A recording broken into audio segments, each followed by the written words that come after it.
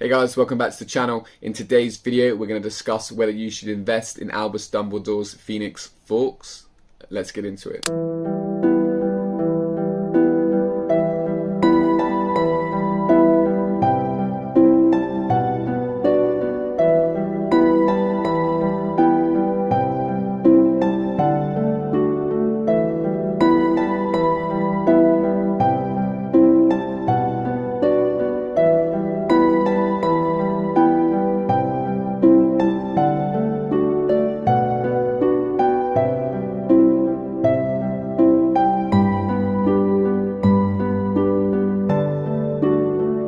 Okay, so that was some data surrounding the Fawkes set, but I really want to begin talking about the fact that this Fawkes set right here is currently one of 3 buildable Wizarding World creatures. There's Fawkes, there's the Hauntout, and there's Hedwig. Now, out of those 3, Fawkes is the only one scheduled or rumoured to retire at the end of this year, 2022, whereas the Hauntout, unsurprisingly, is not, because that was only released, this year, so you wouldn't expect that to retire in the same year it was released, whereas Hedwig, on the other hand, was produced all the way back in June 2020. So when that one's time comes to retire, I don't think that might not be the best investment, because that would have been produced for many years, and I know the retirement date was pushed back on that. I think it was originally meant to retire at least December 2021 perhaps, but Fawkes, on the other hand, was only released last year, so a nice short shelf life, so should do okay.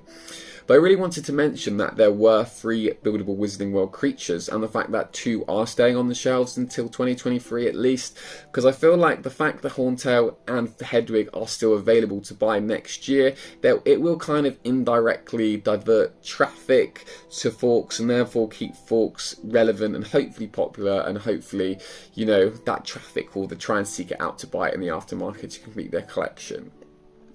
But the thing is, at the moment, that collection only consists of 3 buildable Wizarding World creatures, and for me that is one slight concern with regards to this set, because I feel like for fans to really be engaged and invested into buying like a lineup or collection of a particular series or sub-series, there needs to be a real good expansive range.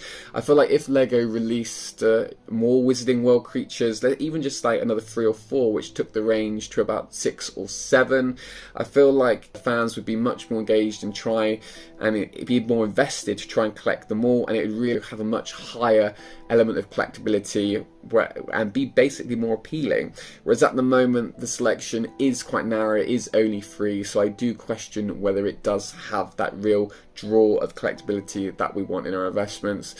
But nevertheless, the fact there are still 2 on the shelves next year does keep it relevant, so I still think it's a positive point to really rank in the purposes of investment potential.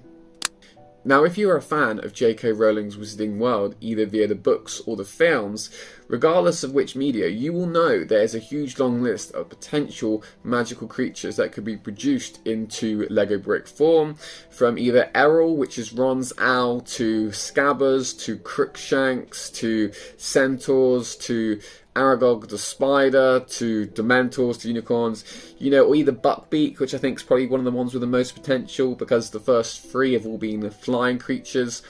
But regardless, that's not an exhaustive list of creatures I've just given you, but it shows you the potential of what LEGO could do with this line. But the fact that these creatures exist doesn't necessarily mean LEGO is going to go in that direction, and the fact is we've already had a leaked list of 12 Harry Potter sets coming into next year, into March. This source information, I think, comes from either Promo Bricks, but I'll look at the Brick Fanatics article. And as I said, it gives set numbers for 12 Harry Potter sets being released next year. 6 are coming out in March, and unfortunately these first 6 do not consist of any creatures. They consist of full house banners and a set focusing on the Room of Requirement, and a set focusing on the Lake challenge of the Tri-Wizard Cup in the 4th movie. Now, that's not to say that no magical creatures will be released next year, because there is still 6 unknowns. So it's definitely one to keep an eye out, and I personally will be waiting for any more leaks or announcements about this, because I feel like, as I mentioned previously, for this line to really take off, LEGO really does have to expand the amount of magical magical creatures available, and if one does get released next year, we can be very confident in making a assumption that it's going to stay on the shelves until at least 2024. So that then means there's going to be traffic coming towards the older retired models for at least a couple years. So I think that will do great things for Fawkes. So really fingers crossed that those next 6 sets that still remain unknown at present, a magical creature will be one of them. So fingers crossed, and I think it will do good things for the Fawkes set. Okay, so next, and I'm only going to touch on this briefly, is the fact that this Fawkes set is a retailer exclusive, so it ticks a good old retailer exclusive box. That being that there should be less supply of this set in the aftermarket because it's only available at one retailer alongside Lego, and in the UK, that retailer is Argos. Now, what I do find interesting about this set is that its retail price is $34.99, but Argos currently have it listed for $26.25, and they have now for a couple weeks. But the thing is, the slogan that accompanies that price is not sale, it's not clearance, it's great new price. So to me, that suggests that it's going to stay at this price point until it retires. And you know, if it does, if you're buying this set for $26.25, I feel that's such a low price for Lego these days. And it's so low that I think it gives this Fawkes set lots of room to grow. It doesn't even have to grow a lot, it could only grow a modest amount, and I still think you'd have a great return on investment because your initial buy-in price is so low. So I think that's a great positive for this set. Okay, and lastly, and one of the final positive points I want to mention regarding this Fawkes set, well, it's kind of applicable to all the retiring Harry Potter sets, but this is the first Harry Potter Lego set that I specifically reviewed, so I thought I'd just mention it here, and that is that next year we are going to see the release of a mammoth Harry Potter product, and that's the Hogwarts Legacy video game. Now, this game has been in development for years and years. It's had its release date pushed back and pushed back some more, but it's finally got a release date for next year. Is in 2023, early 2023.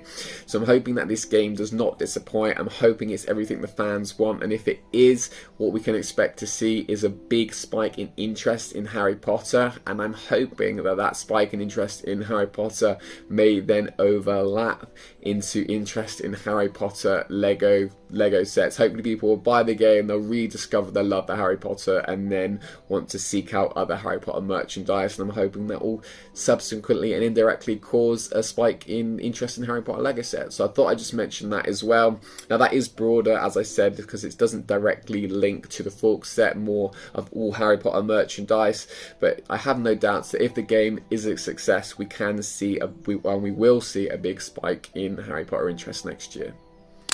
Okay, so we're now at the negative part of the video. Well, what should be the negative part of the video anyway, because I've just tried to think of some negative points I could discuss with you guys to try and be as impartial as possible as I can on this set. And really, the only thing I can come up with is the fact that there's only 3 in the line, which is what I previously mentioned. And if the fact that it was a bigger, expansive selection, then I think the collectability factor would be greater, but it's not.